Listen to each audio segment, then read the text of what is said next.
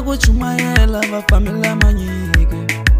nikombela kurangisiwa pambele mela ni uwelela no lava kuwelela va famila manyike avanu va kufana na me va fanele va uwelela famila manyike ekimuyisa lelile nwina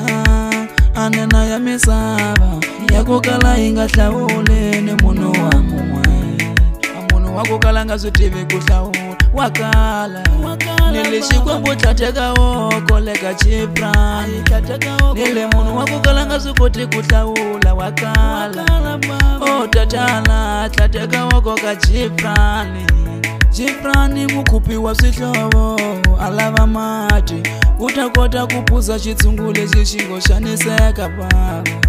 Chiprani wa swi kota ku khula tindlela se ti basa kuta famba mun'wana na mun'wana yena nga hlawu ikale mambo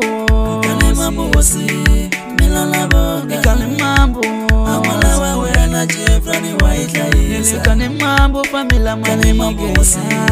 mina lavonga ikale mambo famila manyike Chiprani wa ihlayisa